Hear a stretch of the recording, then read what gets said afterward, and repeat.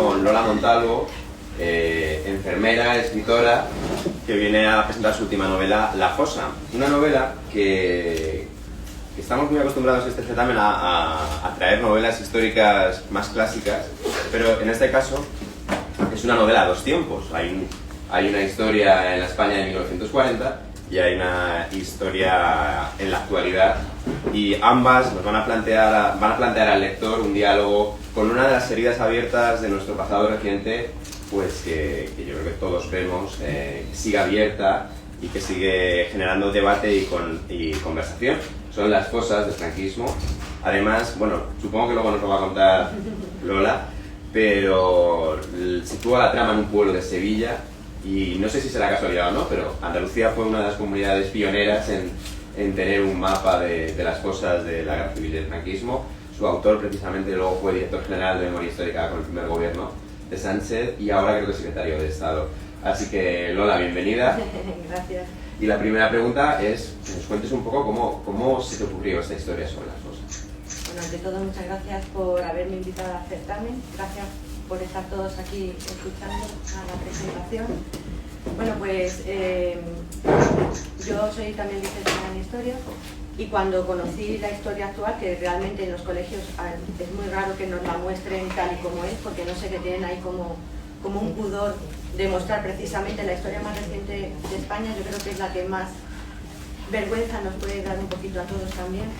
Pues cuando yo lo descubrí, me pareció increíble que realmente hubieran tantos y tantos y tantos represaliados, que se hubieran enterrado de cualquier manera en fosas comunes, muchas veces al lado de un cementerio, otras veces al lado de un camino, otras veces en medio del campo, y que nadie hubiera sacado a esas personas, se las hubiera devuelto a sus familiares, que las llevan buscando a esas personas desde que se los llevaron de su casa, desde que se los arrancaron, desde que... Luego encima vi, cuando empecé a indagar un poquillo más, vi los nombres que utilizaban para hacer esas aberraciones, le llamaban sacas, paseillo. O sea, lo hacían con ironía, con un cinismo bestial del que sabe que domina y que va a exterminar al dominado.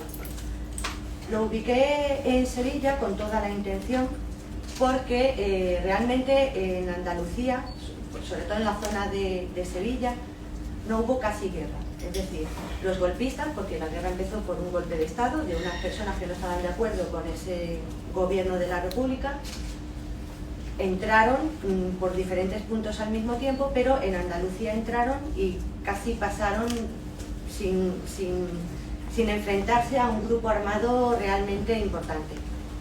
Además, en cierto sentido he hecho una mejilla de trampa, porque yo empiezo en 1940.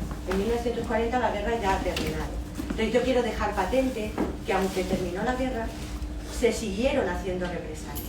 Se siguió represaliando a la gente, se siguió cogiendo a gente que pensaba distinto, que era sindicalista, que eran maestros de la República, y se los siguió exterminando, aunque se supone que el motivo de la guerra había finalizado. Y además también fue un dictado de los gobernantes, es decir, se les dio orden a que se exterminara a esas personas, y yo creo que muchas personas, muchos expertos ya lo están planteando, que fue un genocidio sistemático de exterminio al otro. Y lo único, el pueblo me lo inventé, porque esa zona, Constantina, Cazalla, son pueblos en los que efectivamente hay muchas fosas, muchos represaliados todavía por sacar, y no quería hacer daño a nadie, molestar a nadie, ni que, como es un tema que no le gusta a nadie, no quería molestar. Entonces me inventé un pueblo, lo ubiqué en esa zona con toda la intención, y ya el tema ya salió solo. Y este pueblo Castillejo es inventado, pero la historia, vamos a ver, no, la historia, ahora iremos a analizar un poco más, pero lo que cuenta sobre esta fosa, ¿está basada en una cosa real o en una mezcla de varias? Está basado en lo que yo cuando empecé a escribir la novela, yo me enteré de que habían empezado a excavar la fosa de Cazalla de la Sierra. Entonces yo empecé a leer y me pareció muy interesante cómo se planteaba el abordaje de esas excavaciones, porque lógicamente todos pensamos que cuando sabemos que ahí hay una fosa, igual que se está buscando a Lorca, igual que se está buscando a Blas Infante, pues tú llegas y dices, oye, aquí probablemente, y todo el mundo está muy de acuerdo con excavar esa fosa, y no es así. Es decir, existen trabas judiciales, existen trabas administrativas, existen trabas por determinados estamentos, como por ejemplo en algunos casos la Iglesia.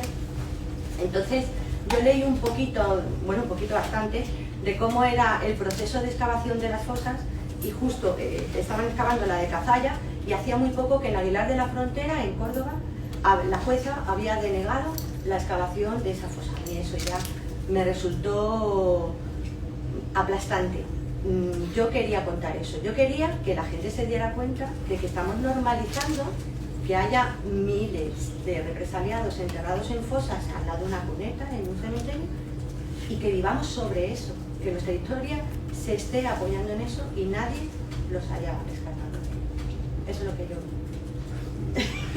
La novela, además de hablarnos de estos temas, arranca cuando un cuerpo de los que se encuentran en esta fosa de ese pueblo, pues parece que no corresponde, ¿no?, con lo que había pasado allí, ¿no? Y ahí empieza como una historia con un toque de intriga, ¿no?, de saber qué pasó.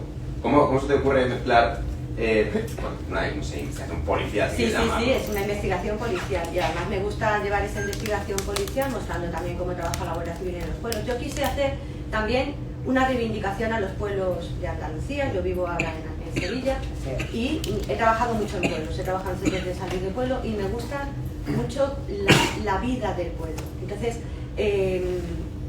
lógicamente contando cómo era la época de la guerra en ese pueblo y cómo es la vida actual en ese pueblo, yo quería hacer un pequeño contraste de cómo era en la época del 40, en la que los niños veían incluso cómo traen a los represaliados, a los que van a matar esa misma noche, los traen en un camión atados y ellos salen del colegio y se quedan ahí sentados, y cómo es la vida actual en la que el niño protagonista, mi niño protagonista, se pasea por el pueblo con toda libertad, con toda tranquilidad y con toda naturalidad. Perdón que se me ha ido el hilo de lo que me había preguntado. Preguntaba cómo decidiste o cómo montaste esa historia de intriga de Conciaca. Yo quería hacer el contraste, una paradoja que no deja de serlo, que en esa fosa habían personas asesinadas y de repente aparece una persona muerta por unas circunstancias distintas y se le pone el foco sobre esa persona. Como realmente todos los que están dentro han sido asesinados, y precisamente por la forma de morir de ese cuerpo concreto, de esa persona, se genera una intriga y un deseo de saber más, porque en los otros ya sabes cómo han llegado ahí, pero esa persona no se sabe muy bien cómo ha llegado. Yo también quiero plantear, por ejemplo, pues la muerte de Blas Infante fue un asesinato, ahí lo diré, Lorca, perdón, que estoy un poco nerviosa, también fue otro asesinato, pero ¿por qué este precisamente te va a llamar la atención? Y intento unir esas personas muertas dentro de la fosa por la represalia con esta otra persona que parece que no cumple los requisitos y generar ahí un misterio. Rosa, he visto, bueno, has dicho que eres historiadora, sí. Hemos dicho que eres enfermera, pero he visto en tu biografía que además tienes un máster en ciencia forense. Sí. Y ese conocimiento que tienes te ha ayudado a hacer esta novela. Yo tardé 6 años en escribir la novela, empecé en 2010 y terminé aproximadamente en 2016. Pero claro, cuando empecé me di cuenta de que no tenía herramientas para dibujar al personaje protagonista femenino, que es una antropóloga forense. Entonces, claro, estamos infectados, entre comillas, por las influencias de las películas americanas, en las que vemos ahí unas personas que llegan, hacen chum chum chum con tacones. Yo quería dibujar una persona real y creíble, por lo tanto me matriculé en un máster de antropología forense y genética forense. También hice entre medias un curso de experto en criminología y también he hecho varios estudios entre medias, porque como tardé tanto, la verdad, me daba tiempo a estudiar y a dibujar a mis personajes. Yo quería que cuando esa mujer abriera esa fosa, fuera excavando por campos, fuera delimitando, yo tuviera ese vocabulario y que ese vocabulario fuera creíble. Y eso realmente, el empezar a escribir la novela, fue lo que me determinó el estudiar. A mí me encanta estudiar, sigo estudiando en la actualidad, y me dio el impulsillo porque yo creía que ese personaje tenía que ser absolutamente creíble. Por supuesto tendré fallos, no lo cuestiono, pero yo creo que mi personaje, en su moverse, le he dado cierta credibilidad, porque yo he visto, he palpado cómo se hace ese trabajo y la nomenclatura de las terminologías, de las técnicas, pues eso yo quería que fuera real, por eso estudié. O sea, que no fue al revés, que estudié y eso me ayudó, sino que al revés, empecé a escribir y me di cuenta de que no tenía idea, de que no estaba suelta en esa terminología y por eso estudié. Lola y yo podríamos seguir hablando, pero esto es un encuentro con blogueros, con lectores, así que yo creo que a partir de ahora sentidos libres de ir lanzando las preguntas que se os ocurran a Lola. ¿Seguimos? Eva. Si no me da la tos. A ver, nos has comentado que te has documentado para la parte histórica, en 1940, pero ¿cómo has hecho la descripción del niño? ¿Cómo has conseguido describir sus sentimientos, sus dolores, sus miedos? Cuando yo hice el trabajo de ciencias forenses y derecho sanitario, mi trabajo de fin de grado fue las secuelas físicas, psicológicas y sociales de los niños víctimas de maltrato. En ese momento que yo hice ese trabajo, descubrí con mucho asombro y disgusto al mismo tiempo que los niños que viven en un entorno de violencia machista, en el que el padre o la pareja maltrata a la mujer, a su madre, ese tipo de violencia no se consideraba maltrato. A mí eso me dejó alucinada. Entonces yo, aparte de, lógicamente, mi inquietud por la memoria, al dibujar al niño, lo quise dibujar precisamente un niño en primera persona que nos dijera a todos cómo era la violencia que un niño de esa edad, más pequeño, incluso más mayor, puede sufrir de forma cotidiana e incluso hacer su mensaje mental de que la normaliza, de cómo él convive con su padre, cuando su madre la encierra en el cuarto de baño y se va a jugar al fútbol con el padre. Esa maldad yo quería plasmarla. Lógicamente no he estado sola, me han ayudado, yo siempre me documento con personas expertas en el tema. Y consulté a un psicólogo clínico que me ha ayudado, vamos, yo creo que es el que me ha permitido darle credibilidad al pensamiento interior del niño, porque encima me atreví, tuve esa osadía de hablar en el personaje del niño, lo hablo en primera persona. Yo quería que quien leyera empatizara absoluta y rotundamente, no es complicado empatizar con un niño, pero que esa empatía fuera real. Y ahí me han ayudado, por supuesto. Entonces sí que me han ayudado a plasmar cómo ese mutismo voluntario, el niño lo gestiona, lo maneja, lo manipula, digamos, y cómo va saliendo lentamente de ese mutismo, con quién, por qué herramientas ve en la persona que le ayuda a salir de ese mutismo y qué reflejos va a tener con el psiquiatra y el psicólogo que les hace ver que ese niño realmente está mejor. Tuve que cruzar una línea muy sutil en la que ese niño, si no mejoraba, había que ingresarlo. Entonces yo quería que, como mi novela tuviera cierta credibilidad, tenía que hacer que fuera mejorando de una forma muy sutil, que no fuera visible para las personas que convivían con él, pero que sí fuera visible por un profesional. Eso me ha parecido fascinante, ha sido,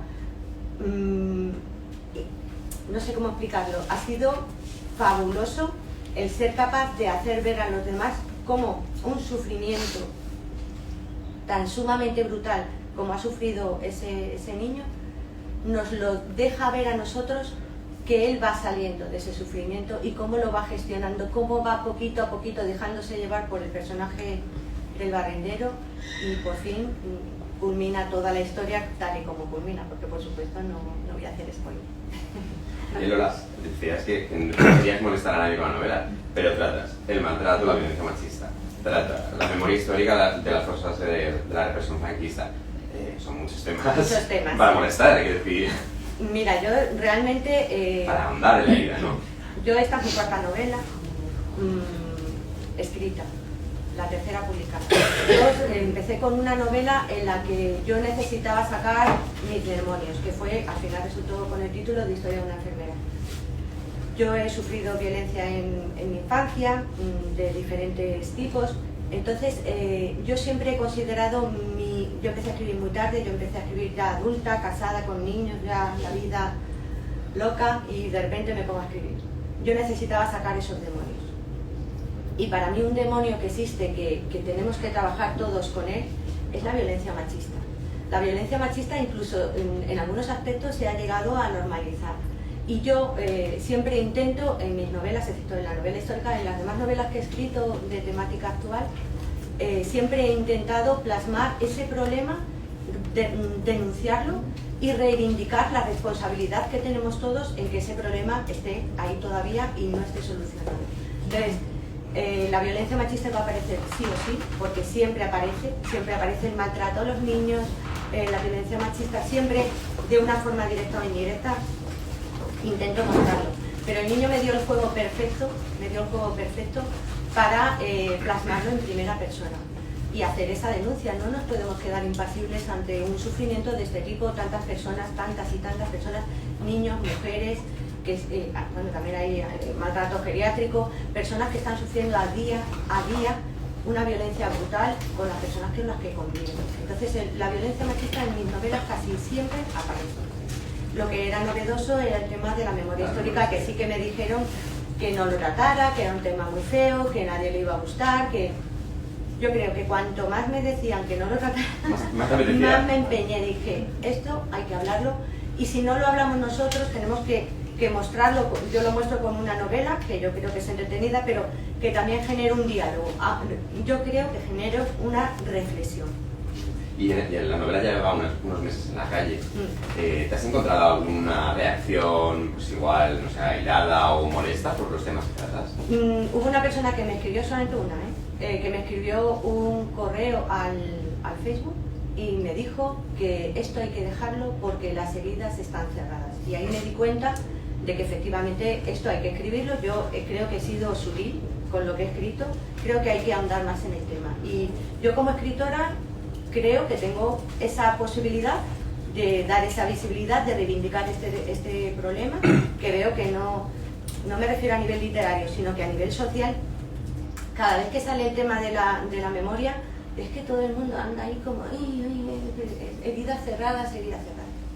Esa herida no se ha cerrado en la vida. Se ha echado mucha porquería encima, se la ha tapado, pero tiene ahí una bolsa de pus brutal que o la abrimos y la limpiamos o eso no se va a cerrar en la vida. Nuestra transición no fue tan modélica como nos dicen constantemente que fue. No me creo que no tengáis más preguntas, después de todas las cosas que estaba diciendo Lola. Recientemente en Netflix han puesto un documental que yo creo que va a hacer mucho más bien que mal, porque es un documental hecho desde una productora alemana, que es una perspectiva completamente alemana, acerca de cómo fueron los años del franquismo en España, y donde no hay ese bipartidismo que siempre te vas a encontrar cuando se trata el tema de forma interna, ¿no? Nadie es profeta en su propia tierra. ¿Crees que en algún momento los españoles vamos a ser capaces de hablar del tema del franquismo de forma honesta y abierta, sin que haya una jueza que te impida abrir una cosa? Pues mira, yo creo que es muy complicado, en tanto en cuanto los órganos de poder siguen estando, no voy a decir controlados, pero sigue estando la presencia de esa parte que dio el golpe de Estado y que ganó la guerra. Ese vídeo que tú dices yo no lo puedo ver porque yo no tengo Netflix, pero bueno, supongo que algún día yo podré verlo. Plantea una idea que yo creo que no se ha dicho muchas veces, lo he escuchado algunas veces, eso sí que es cierto. Y es que fue una guerra de hermanos, fue una guerra entre hermanos, compañeros, vecinos, que no les quedó, ¿no? Fue una guerra provocada por una banda que decidió que el gobierno legítimo no les gustaba y dieron un golpe de Estado. Y cuando ese golpe de Estado fracasó, porque fracasó, en lugar de echarse para atrás y decir, vámonos para atrás, no, siguieron para adelante. Y ellos fueron los que generaron esa guerra. Aquí sí hay buenos y hay malos. Hay un gobierno legítimo que era la República, que por supuesto no voy a entrar a juzgarla porque eso no es el tema, que podría haberlo hecho mejor, probablemente, tuvo muchos fallos, incuestionablemente, pero hubo una banda que dio un golpe de Estado y a consecuencia de eso se generó una guerra. Ellos ganaron la guerra con ayuda de todo el fascismo europeo. A la parte republicana no fue tan ayudada, digamos, fue ayudada como así, como de bajo mano, pero todos los bombardeos históricos que se han dado en Guernica, también estuvo en Albacete, hubo bombardeos impresionantes en Valencia, en Jaén también hubo, y luego la desbandada, la famosa desbandada de Málaga, en la que fusilaron, dispararon, bombardearon a civiles que escapaban de forma abrumadora desde Málaga intentando llegar a Almería, si no me equivoco. Entonces, eso no es una guerra, eso es un ataque contra la población civil. Y eso muchas gentes se están enterando ahora. Yo he visto hace poco que han sacado un libro sobre la desbandada, que lo han hecho también en cómic, y la gente se sorprendía.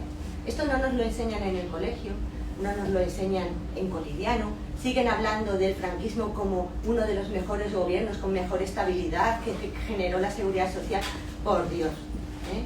Ahí hubo una parte que dominaba y una parte que fue dominada, silenciada, encarcelada, fusilada, aniquilada, humillada.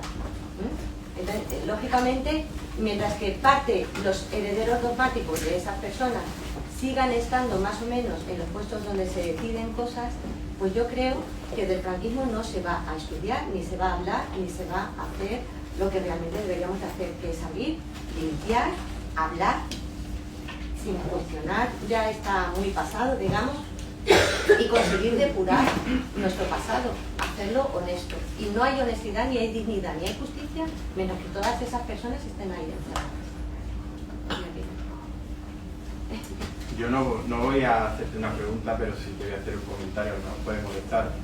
Pero bueno, yo creo que si hoy en día tú le preguntas a un sevillano si sabe quién es la Pasionaria y quién es Queipo de Llano, y te dice que no lo sabe, yo creo que libros como el tuyo son necesarios.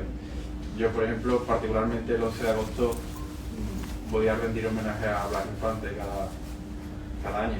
Entonces, yo creo que no se trata de si nos podemos poner de acuerdo o no, se trata de no olvidar. De no olvidar. De hecho, Blas Infante, en la Junta de Andalucía, el himno de Andalucía está escrito por Blas Infante y Blas Infante está en una fosa común en el cementerio de Sevilla. Y muchos de los que van a hacer el Día de Andalucía y cantan ese himno con las yugulares ingurgitadas, son personas que no defienden, que incluso ponen obstáculos para que esas fosas se levanten y se rescate a las personas que están ahí. La gente no sabe dónde lo fusilaron prácticamente. Casi No, nadie. exactamente, existen dudas y... Yo voy a la Gota de Leche. Exactamente, es donde se habla que fue donde pasó, pero ahí en el cementerio hay personas que fueron fusiladas en sitios muy diversos. En el cementerio, por supuesto, pero en otros lugares, y terminaron ahí. Ahora dice que se van, que posiblemente puede ser que hayan encontrado algún rastro de ADN. Ah, eso no lo sabía. Gracias. Pregunta por aquí. Yo no es una pregunta, es un agradecimiento. No conocía tu libro, pero al oír tus palabras, de verdad, creo que deberías ir a los institutos, a la televisión, a todos los programas a decir lo que has dicho, porque realmente eres muy valiente en una época en la que, bueno, se supone que teníamos muchos derechos conseguidos y vamos cada vez más para atrás, tanto en el tema de la memoria histórica, que como tú dices, no hay, porque todo el mundo dice, no, eso ya acabó, no hay que remover la mierda, perdón por la palabra. Y claro que hay que remover lo que hay que remover hasta que se cierre. Y en cuanto al tema de la violencia machista, soy profesora de secundaria y cada vez más la gente joven niega la existencia de esa violencia. Y tenemos unos poderes políticos, cuyo nombre no voy a decir, que lo están alentando, y hay un desconocimiento total. Y por un lado, antes había miedo, en la época de mis padres, de mis abuelos, pero ahora lo que hay es desconocimiento, pasotismo y no sé, ganas de olvido, pero de olvido de que hay que cerrar heridas y hay que tener personas como tú que hablan con más agrado y dicen lo que has dicho. Además, yo conozco personas que están buscando a sus familiares, que se les toma la muestra de ADN, ahora se está haciendo un banco de ADN, de datos de ADN en la Universidad de Granada, y yo veo que esas personas no tienen ganas de venganza, tienen ganas de justicia, quieren recuperar a su familia, quieren enterrarlo junto con su padre, con su madre, con su abuela. Se les ha muerto la abuela o el abuelo diciéndoles no dejes de buscarlo nunca. A mí eso creo que nos debería de plantear el que algo durante muchos años ha hecho muy mal. Insisto, esa transición modélica no lo fue tanto. Se escondió mucho, se protegió mucho, pero porque 19 de noviembre de 1975 al 21, vamos a darle 2 días, pasaron 2 días, esas personas cambiaron de nombre, de cargo, pero no fueron personas que se sustituyeron por personas con una visión democrática más progresista. Sí, esos mismos cargos de repente aparecieron en un supuesto estado democrático con un cargo diferente, pero las personas, sus ideas, sus pensamientos eran las mismas. Entonces no se podía mover nada porque ellos mismos fueron los que bloquearon que eso se hiciera. Esa ley de amnistía, que tanto nos han dicho, es que se perdonó, pues ha hecho daño, porque ha evitado que estas personas que están hoy todavía buscando a sus familiares se queden bloqueados contra la administración y que haya que hacer una ley democrática o de memoria, me da igual como lo llamemos, que diga que a esas personas tienen derecho a ser rescatadas de esos agujeros.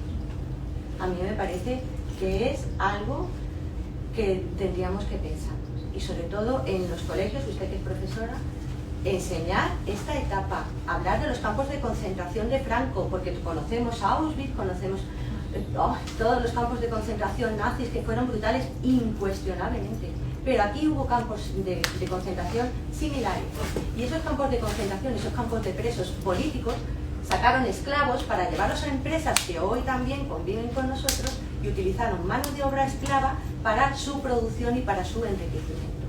Yo creo que tenemos muchas cosillas que limpiar, más que una sola herida. Os pregunto a todos, que no sé si es una fake news. ¿Es verdad que nos sigue costando 100.000 euros al año la Guardia Mora de Franco? No sé. No tengo ni idea, sinceramente. Pero bueno, será una cuestión de investigar y eso da también para nada. Yo quería comentarte algo en cuestión de lo que has dicho de que la gente que moría y no tenemos rencor de nuestros familiares, incluso horas antes de ser fusilados. Hubo un programa en la radio hace ya muchísimos años y pidieron que se recopilara las cartas de la gente que llegó, de gente que iba a ser fusilada y eso está plasmado en un libro y ahí se ve muy bien, muy bien. Yo más que cerrar heridas, porque una herida, y tú como enfermera sabes, es muy difícil mi hermana enfermera y actual, hoy en día incluso tenía que curar la herida con azúcar. Sí, exactamente. Pues diría que habría que limpiar bien esa herida, limpiarla, porque es inevitable que los nietos, como yo soy nieta, él es nieto que acaba de encontrar la ficha de su abuelo en el de Salamanca, en el archivo. Nos va a costar mucho trabajo. Esa herida va a estar cicatrizada, pero se tiene que limpiar. Se tiene que limpiar la imagen de mi padre siendo con 14 años, vestido de falangista y presentárselo a su padre en la cárcel de Andújar. Eso que está plasmado en un libro y que está la foto de mi padre vestido porque su padre era republicano. Esa herida hay que limpiarla, más que cerrarla, limpiarla. Porque mi gran preocupación es, yo se lo intento transmitir a mis sobrinos y eso es, cuando faltemos los nietos, ¿qué va a pasar? Exactamente. ¿Se olvida todo ya? Se ha normalizado que eso se intente pasar página y se ha normalizado que haya fosas, se ha normalizado que haya determinados partidos políticos que echen pestes frente a los que queremos de forma activa que se rescate a esas personas. Entonces yo creo que tendríamos que hacer hincapié en la educación, en las librerías, en las bibliotecas, plasmar este tema, que no... Siempre dicen que el que desconoce la historia pasada tiene el enorme riesgo de volver a repetirla. Estamos en un momento en el que vemos que hay determinadas ideas que generaron esa guerra que están empezando otra vez a tener mucho eco, mucha voz. A mí eso particularmente me da un poquillo de temor.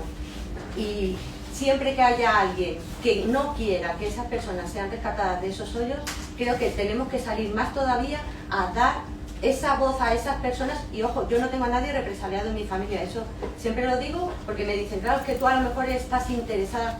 En absoluto. Que yo sepa, en mi familia una cayó en la zona nacional y eran afines a esa zona, y la otra cayó en zona republicana y mi abuelo era tan viejo que ya no podía ir a la guerra. Yo no tengo a nadie represaliado, no lo hago por un interés familiar o personal, lo hago por un interés social que cuando descubrí el tema a mí me dejó realmente asombrada. Y tengo un dolor que quizás no es mío porque no lo he heredado, pero un dolor social de darme vergüenza que sigamos así. Y eso creo que tenemos que seguirle dando voz para que esto no se repita, para que primero le demos solución a este problema que tenemos ahora, pero para evitar que se vuelva a repetir. Javier. Lola, interesantísimo todo lo que has dicho. En unas cosas estoy de acuerdo, Sí, en otras por supuesto. no, porque yo por desgracia he tenido represaliados en los dos bandos. O sea, y sé lo que es, y mi pueblo está a 3 kilómetros de la línea del frente del agua de Madrid. Y hubo luchas, Sí, entonces sí, toda la por familia, supuesto. unos cayeron en un pueblo, Pradera del Rincón, allí estuvo la Guardia Mora y se cepillaron pues como los soviéticos en Polonia, a todo lo que se movía, ¿no? Exactamente. Y en la zona republicana pues pasó lo mismo. O sea, que es un tema doloroso, pero yo creo que hay que sacarlo. Entonces, ¿qué diferencia hay entre la postura española, lo que está pasando aquí, y con Alemania? En Alemania se han curado todas las heridas. También ha habido casos, ¿no? Como aquel... Bueno, pero han salido más. Y últimamente está saliendo lo que ocurrió en Polonia y en Alemania, o sea, de los dos bandos. Ellos han sabido hacer tanto la parte nazi como soviética. La diferencia... Y sin embargo, aquí no. La diferencia ¿Por qué? es que allí los nazis perdieron. Esa es la diferencia. Aquí los fascistas ganaron.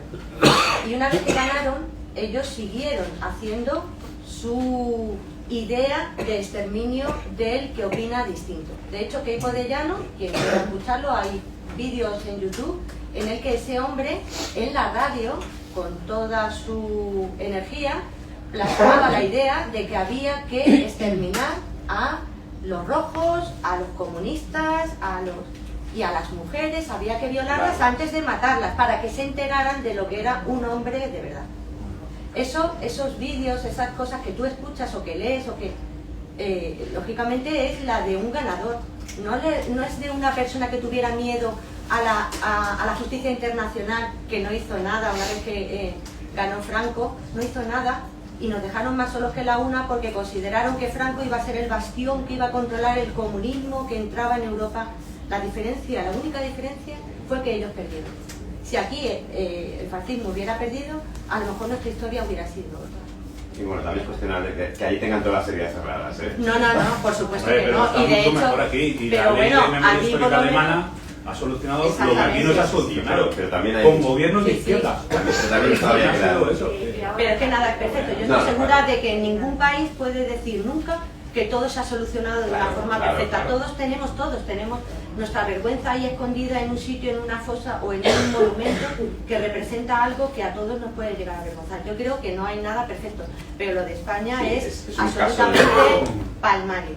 Y también me alucina, iba a decir, me flipa. Usted también, te lo habéis entendido perfectamente. Me alucina que ningún organismo internacional le diga a España de forma proactiva, le diga ya, soluciona esto. La última pregunta por ahí. En Alemania se lleva una esvástica por la calle 300. Exactamente. Legalmente sí, me refiero a que Los recreadores que van a venir. que haya un movimiento de ultraderecha muy potente Sí, claro, en Alemania, claro. quiere decir que esas heridas no están No están todavía cerradas. cerradas. Pero se lleva una esvástica por la calle Le ponen 300. sí. Aquí la última manifestación ultra en Sí, sí. Valencia, para no molestar, sería cambiar el recorrido, Sí, sí. llevando símbolos fascistas. Los recreadores, cuando tenemos que comprar militaria, sabemos que hay una esvástica debajo de una pegatina roja en la foto. ¿Vale? Aquí va a venir gente a recrear una escaramuza de una batalla de la Segunda Guerra Mundial, en la que tienen que estar los dos, en la que tiene que venir alguien vestido de nazi. Los uniformes fascistas, nazis, rusos, son preciosos, son una maravilla. A los que nos gusta la militaria, alucinamos con eso, entendemos lo que lleva detrás, porque esto es una recreación histórica de una batalla, y entendemos lo que lleva detrás. Puedes encontrar lo que quieras sobre un uniforme nazi, un uniforme ruso. Cuando en Lopera se recrea la batalla de Lopera, ves la estética republicana y ver los monos y las alpargatas. Que iban en alpargatas, ¿verdad? Viene una mujer a pelar, a rapar a los soldados físicamente, a prepararlo allí, se monta un mercadillo anarquista. Estéticamente, para un recreador, Claro. ¿qué hace? Exactamente. Si ves una pegatina roja en una foto, dices, debajo de eso hay una plástica. Eso es lo que se ha conseguido para decir, vamos a frenar un poco, Sí. un poco esta ideología. Cuando lo que intenta es representar algo que pasó y lo intenta recrear. Y aquí va a venir gente, con ese uniforme, va a venir un tío que habla alemán, va a venir que ordena a sus soldados en alemán. Eso fue así, eso hay que enseñárselo a la gente así. Y lo que pasa es esto, que allí, si dices que eres ultra, te detienen, y aquí la Policía Nacional... Les protege. No digo que estén igual, digo que tampoco hay que idealizar lo que pasa en otros países. En absoluto, en absoluto. Porque hay cosas. Hombre, Estén mejor y que la aquí. Unión Soviética, por Dios, vamos, y China, no lo que ha hecho, sino lo que sigue haciendo hoy día. O sea, eso es que... Pero son países en los que ya no te puedes meter, porque son además potencias económicas que están controlando la globalización en la que nos vemos inmersos. Entonces, lógicamente ningún país tiene nada de lo que decir yo estoy perfecto. No, todos tenemos nuestras cositas, pero insisto que la nuestra es muy grande. Sí, obviamente. Muy grande. Y que siga hoy día, a mí me parece vergonzoso. Bueno, tenemos que terminar aquí. Yo creo que Lola merece un pedazo de aplauso.